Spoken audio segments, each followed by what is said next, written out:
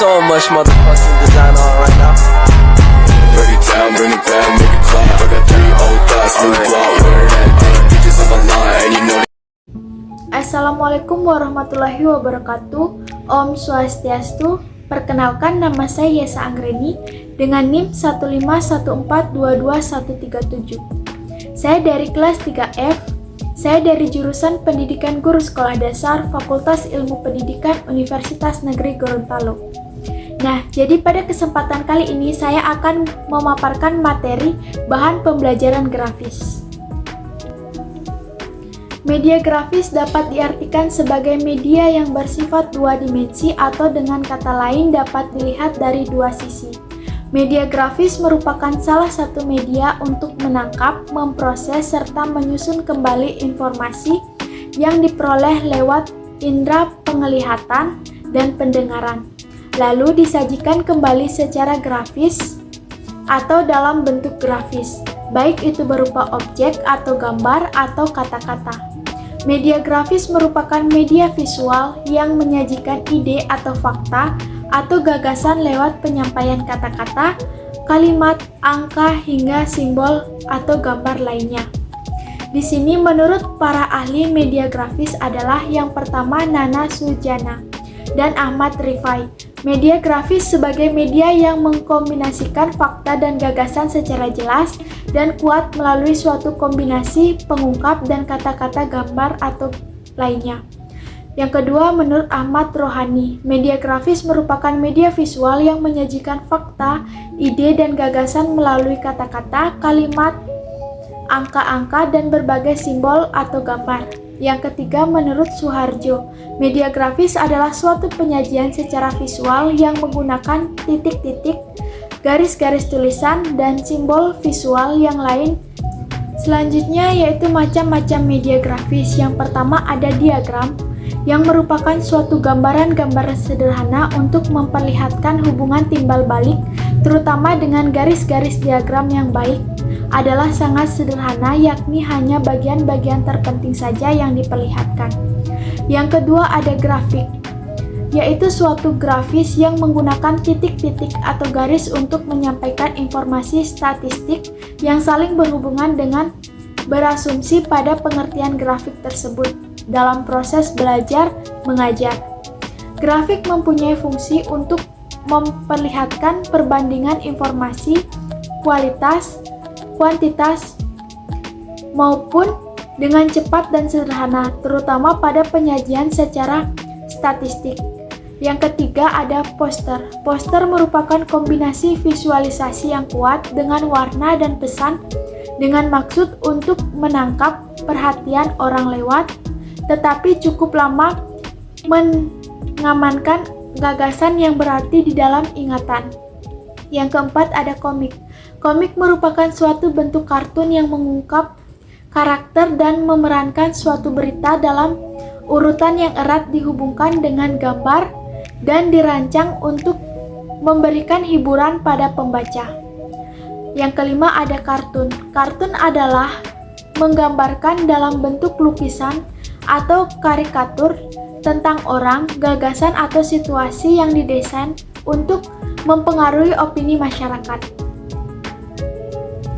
Yang keenam ada gambar. Media grafis paling umum digunakan adalah gambar karena merupakan bahasa yang umum dan dapat mudah dimengerti oleh peserta didik. Yang ketujuh ada bagan. Bagan merupakan media yang berisi tentang gambar-gambar, keterangan-keterangan, daftar-daftar, dan sebagainya. Selanjutnya ada kelebihan dan kekurangan media grafis. Di sini kelebihan media grafis yaitu memiliki bentuk yang sangat sederhana, mudah pembuatannya, dan media grafis termasuk media yang relatif murah ditinjau dari segi biayanya. Sedangkan kelemahan dari media grafis adalah tidak dapat menjangkau kelompok besar dan hanya menekankan pada persepsi indera penglihatan saja, tidak menampilkan unsur audio dan motion. Kelebihan media gambar, yang pertama sifatnya konkret. Yang kedua, gambar dapat mengatasi batasan ruang dan waktu. Yang ketiga, dapat mengatasi keterbatasan pengamatan kita. Yang keempat, gambar dapat memperjelas suatu masalah dalam bidang apa saja dan untuk tingkat usia berapa saja, sehingga dapat mencegah atau membentulkan kesan pada pemahamannya. Yang kelima, harganya murah dan gampang didapat serta digunakan tanpa memerlukan peralatan khusus. Di sini kelemahannya yaitu yang pertama, hanya menekankan pada persepsi indera mata. Yang kedua, ukurannya sangat terbatas untuk kelompok besar. Selanjutnya, penerapan media grafis dalam penggunaan pembelajaran. Yang pertama, grafik. Grafik divisualisasi dengan bantuan objek dalam bentuk garis, batang, dan gambar. Menampilkan pesan dalam bentuk-bentuk seperti itu mempermudah penyerapan informasi oleh siswa. Terlebih jika gambar-gambar tersebut sudah dikenali siswa sebelumnya. Grafik paling baik digunakan oleh guru dalam pembelajaran pada materi berupa ringkasan pembelajaran setelah siswa memperoleh informasi lain dari berbagai sumber, baik buku atau penjelasan sebelumnya dari guru sendiri. Yang kedua yaitu bagan.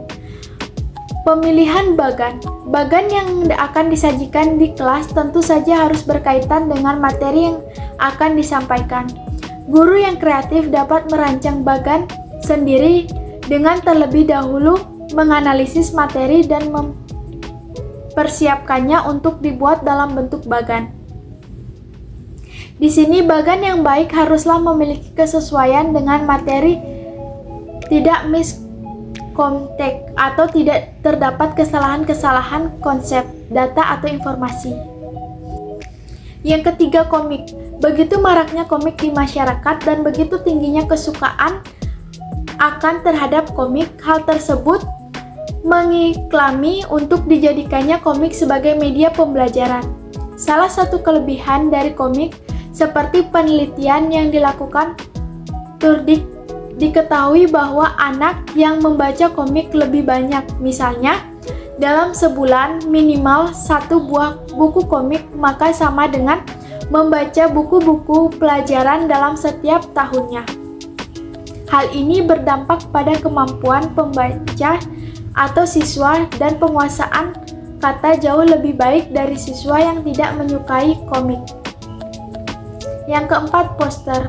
Menggunakan poster untuk pembelajaran dapat dilakukan dengan 2 cara, yaitu digunakan sebagai bagian dari kegiatan belajar mengajar. Dalam hal ini, poster digunakan saat guru menerangkan sebuah materi kepada siswa. Begitu halnya siswa dalam mempelajari materi menggunakan poster yang disediakan oleh guru.